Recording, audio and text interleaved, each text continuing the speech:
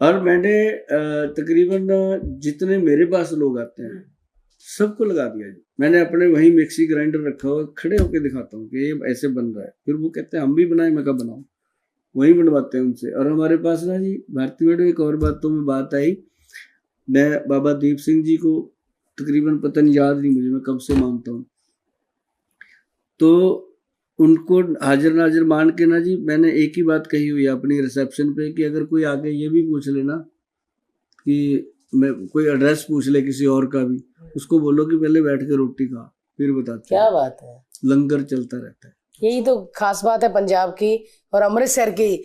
आप चले जाओ, ना ही आपको छत की कमी है और ना ही खाने की, क्योंकि गुरुद्वारे में इतनी बड़ी बड़ी सराय बनी होती है, वहां रहो, कंबल मिल जाते हैं, सब कुछ, और तीनों टाइम का खाना मिल जाता है, इतना टेस्टी खाना। ये मुझे इसलिए पड़ी ये आदत कि मैरिज से 3 साल 4 साल पहले मैं चंडीगढ़ आ गया था। देखो प्लान, देखो बंदे का भगवान कैसे बनाता है। मुझे था कि मेरे बच्चे जो है ना इस गांव में पैदा नहीं होने चाहिए, शादी भी नहीं हुई, अच्छा कोई सपना भी नहीं। मैंने कहा नहीं, मैं जाके स्ट्रगल करूंगा किसी ऐसे शहर में जिस शहर में मेरे बच्चे पैदा होंगे तो वो अपना एक रुतबा बनाएंगे। अब बड़ी बेटी डॉक्टर बनी, क्या बात, छोटी बेटी कल ही अपना टॉप करके आई है, मुझे लगता है जज बन जाएगी। क्या तो बात है, मुझे लगता है 4-5 साल बाद ये आ जाएगी अपने रुतबे पे।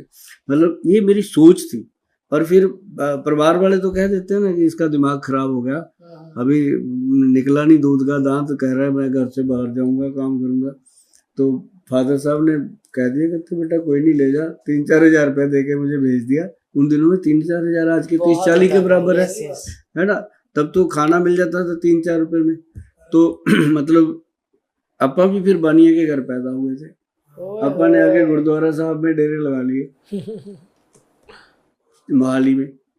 तो गुरुद्वारा साहब में जब बात बताई उनको, वो भी पंजाबी थे, समझ गए कि बंदा सताया हुआ है, काम तो करेगा ये। उन्होंने मुझे बहुत भगाया, 2-3 दिन 4 दिन की, भाग जाएगा क्या करेगा। मैं कहा भागने वालों में से तो हूँ नहीं, घर पे वादा करके आया कि काम तो करके ही वापस आऊंगा। तो उन्होंने जी मुझे एक दिन क्या किया, जोड़ा घर में बिठा दिया, कहते चल लोगों के जोड़े पकड़।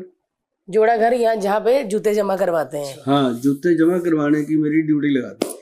मैं तो समझ गया जी, मैं लो जी आज बाबा जी ने अपने को अपने चरणों में लगा लिया, अब तो मैं कल्याण होने वाला है। 3 साल भारती मैडम मैंने वहां बैठ के लोगों के जूते साफ किए। 3 साल कहना आसान है, वहीं सोते थे, वहीं खाना खाते थे, वहीं रहते थे।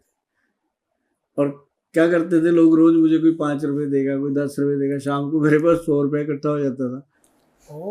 हाँ, और मैं क्या करता था, ये जो दवाई नहीं है, ये डायबिटीज कंट्रोल पाउडर, ये मेरे पास नुस्खा था, मैं उनको लिख के दे दिया करता था। मैं अभी मेरे पास पैसे नहीं, बना के तो दे नहीं सकता, या आप बना लो। मैंने देना शुरू किया लिख के, लोगों ने बनाना शुरू किया, खाना शुरू किया। वो तो जब अगली बार आए ऐसे खड़े हो मेरे आगे, कहते बोलते शुगर कंट्रोल हो गई। बहुत सारे विद्वान आते थे वहाँ गुरुद्वारा साहब में, तो करेक्ट, एक से एक लोग आते थे। तो वहां से मेरी जर्नी शुरू हुई थी। और आज भगवान ने मुझे उस जगह पे बिठाया कि आज अपन ने एक बड़ी स्कीम सोची हुई है, ऑफलाइन बताएंगे। क्या बात है, क्या बात